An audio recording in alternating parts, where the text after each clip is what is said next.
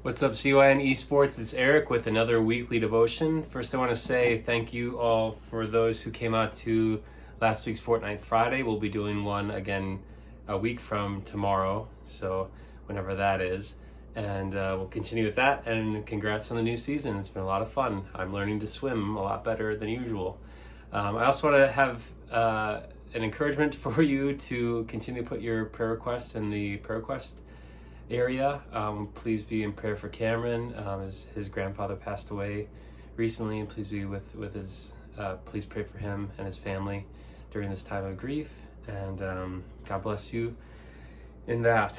I also want to say that we are trying to establish game chaplains, so people who are like passionate about different games that can take over with creating some events and community building and whatever for different events. So Animal Crossing, Minecraft, or whatever, we're trying to get these people in there to kind of help with the community building and the events that are going on. So that's coming too, this phase 2, and we're excited about where we're headed with CYN Esports. Please get your friends in this Discord and include them, invite them.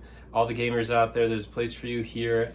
Please include them in this. But anyway, let's get to the devotional. So this one is called "If You Want to Dazzle God, Be You," and it's from Bob Goff from Live in Grace, Walk in Love. And the scripture that it talks about is Romans 15:7, which says, "Accept one another then, just as Christ accepted you, in order to bring praise to God." Accept one another then, just as Christ accepted you. And this is an important message, particularly in this day and age where we are more divided than ever in our country, in our church, in the world. And it's scary times, and we need to hold fast to Christ. But this is what Bob has to say. It kind of speaks to these issues. So I want to encourage you with this, even though it may be something hard or confusing for you. But it says this is what Bob says for us.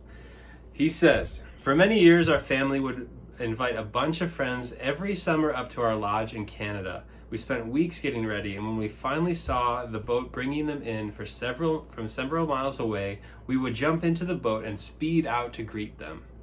One of the things I have loved most is that we host people from all walks of life, from many differing worldviews, from every side of a debate, from places locked in war with each other and everywhere in between. People who usually sit at different tables join my family for a week at the same table, laughing together and dreaming some dreams. Since when did we decide as a community of faith that having the same beliefs and opinions was a prerequisite for loving, accepting, and welcoming someone? It's not enough to just tolerate or be polite to people we disagree with, and for them to merely do this with us. We need to love each other without an agenda. Do it any other way, and we signal to each other that others need to be like us to be liked by us.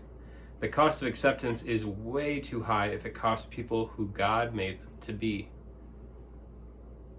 Life is so much better when we get to be authentically who we are and others get to be authentically who they are. All of this isn't a part of a plan to make other people change. It's all done in the hopes that we all change. And guess what? It works. The people I used to think of as difficult, I now think of as delightfully different. We don't just tolerate those who are different from us at the lodge, we celebrate them. We delight in the way each person shows us a side of ourselves or Jesus we hadn't quite seen until we met them. Instead of implying to people that they need to change in order to be welcome at the table, let them know that they're welcome just as they are.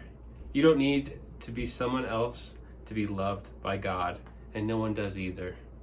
If you want to dazzle God, go be you. And the question is, who's on the other side, the opposite side of the table from you in your world? And what's your first step in building a connection with them?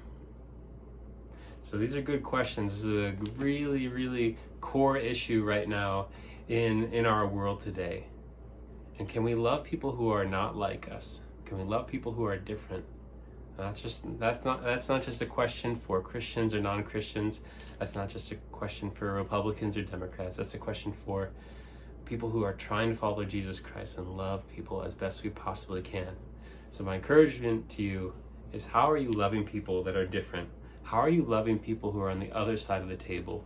I know for me, it's getting harder and harder to love people who are on the other side of the table.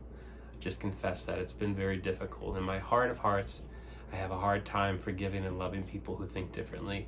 And yet I know that's exactly what God is calling me to do.